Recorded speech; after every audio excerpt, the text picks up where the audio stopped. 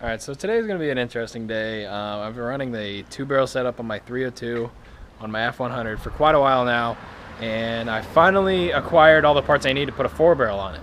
So today we're going to be putting a 4-barrel on this 302. It's basically stock, aluminum 2-core, just make sure it doesn't overheat and runs cold. Long tube headers from Flowtech off of Summit, and it's got a 500 CFM Holley on it right now. 2-barrel. It's a pretty big 2-barrel. So we are going to be changing from the 2-barrel to the 4-barrel. I'm hoping I get a lot of power out of it. That's the main thing I'm hoping for. But we're going to do it anyways, more power or not. I should be able to get more gas mileage out of it because smaller primaries. So I can cruise around under half throttle and should cook around just fine. So I'm going to let this cool down for a little bit, and we're going to start turning into this. I got new valve covers, I've got the intake manifold itself, carburetor, all the gaskets, all the goodies. So yeah, let's get into it. All right, so here's the Offenhauser 360 manifold I'm going to be using. I got this for 80 bucks on Craigslist. I think it was a steal because it's an original one. It's got a bunch of, like, I don't even know if that's dirt or what the hell that is, but I'm going to clean all this stuff off and come back and paint it. Or actually, I'll just skip that because you've seen me painting plenty of times if you've seen my videos. It's got a little bit of pitting in it, but that's okay. So I can use some gasket sealer and use the gaskets. Yeah, you can see right there. But copper gasket will be chilling. So I'll come back and this will be painted. Alrighty, just kidding. I decided to, instead of painting it, well, I still painted it. I just literally just wire wheeled, cleaned it. I like the dark colors. How it looks older than it really is. Well, yeah, it's pretty old, but it just looks old. I bought silver, the regular aluminum color, and clear coat. I just ended up just straight up clear coating it because I think I like this look better. And so this is what I have. So these are the parts I have. I have the intake manifold itself, the Offenhauser 360 for my 302. Gasket sealer, you can either use the ultra blue regular gasket sealer. It's for older vehicles up to 500. Or the copper. I want to be using the copper because it has a higher temp, even though the motor runs cold. It's just this stuff's better. This I got for free too, and it's kind of older, so I might as well use it. Thermostat gasket, because the thermostat has to come off from the front of this, so the gasket might as well be replaced. Longer studs for the 1-inch spacer that I'm using on these. I need to run a spacer because it's a stock motor. I think it'll run a lot better. New bolts to go in the manifold. There's 12 here, 12 bolts. Washers on the back. That was from O'Reilly's. And this one's going to piss people off. Nice Holley box. With an edelbrock 600 in it. It's just a standard 600 2-barrel, or 4-barrel. I got it from my friend Marty's, let me borrow it. So I'm going to put this on. That's the carburetor I'm running. That should be able to give me better gas mileage because it has smaller primaries than my Holley 2-barrel, which is a 500 CFM. This is the intake manifold gasket. It's the Felpro standard. There's nothing crazy about it. But yeah, let's go ahead and get started on it. The motor's still cooling off. It's still pretty hot. Can't really touch the radiator. My fuel pressure's still up at 5.5. Hoses are hot. Everything's hot still. So I'm going to be taking just the main little tiny things. So I'm going to be taking the air filter off just to get some of this stuff out of the way. I think I'll pop some of the fuel lines off, just start getting stuff off while it cools down. So we'll go ahead and start that up. Since you've been gone, all of these feelings have never moved on. It's breaking me inside, no matter what's wrong. All of has to go to feed our desire.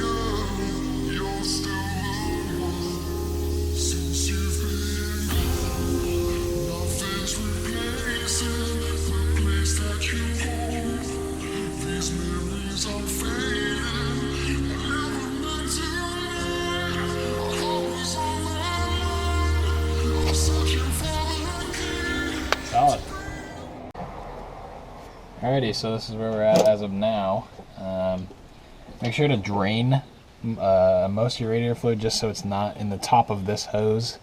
I found that out the hard way. I kind of didn't let all of it drain out, and then I popped out the water temp plug and it just geysed up, and yeah, I had a little bit of a mess, but just make sure you let the fluid drained down a little bit. So now I'm going to start loosening the main bolts around. You would tighten it inside to out, so I'm going to go outside to in. So yeah, we'll go ahead and get started with that.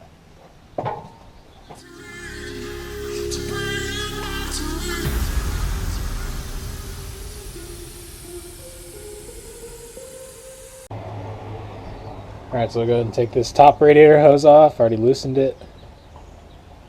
Let's take all these vacuum lines off. That's not going to screw quite yet. I'm just going to leave these hoses on. Make sure to take a picture before you take this off so you know where it goes. And then it makes it a lot easier when you're putting it back on so you're not killing yourself over that. Nice. There we go. But I'm just going to try to leave these on. I'm trying to leave the distributor on too because I can't retime it. I don't have a timing light right now. So I'm going to see if I can get away with doing that. So that's out. Put that over here.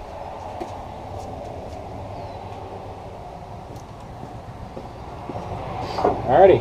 Just thermostat's got to come off.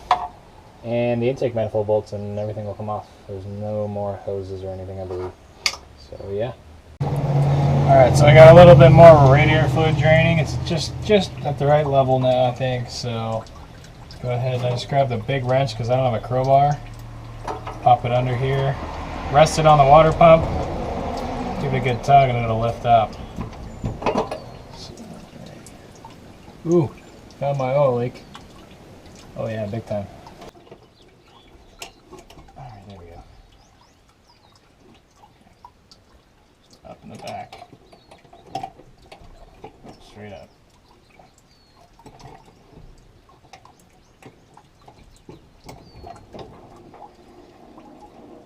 Oh wow. Okay, that's heavy. Look at that.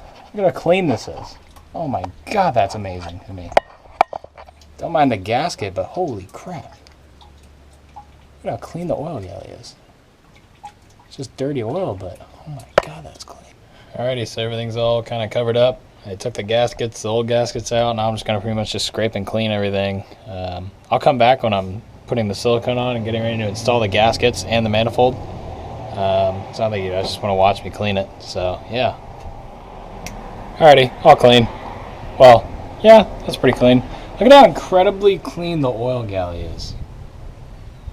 I pretty much stripped it of the oil just because this gasket was a cork gasket that turned into legitimate granite. It just disintegrated. There's a couple pieces that are still lying around, but it's just, you can see the dirt on my fingers. But that was just a nightmare.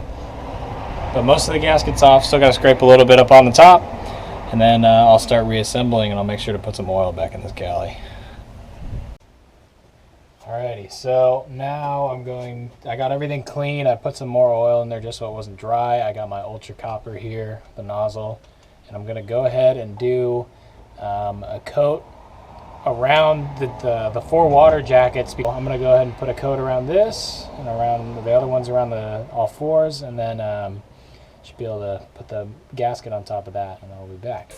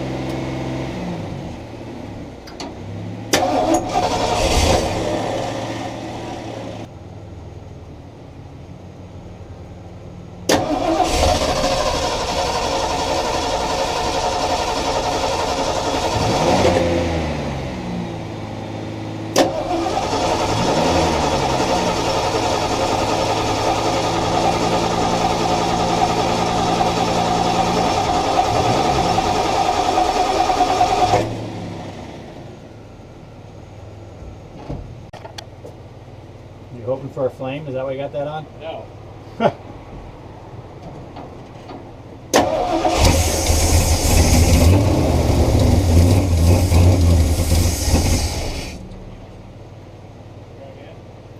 Give it gas first, and then before you start it.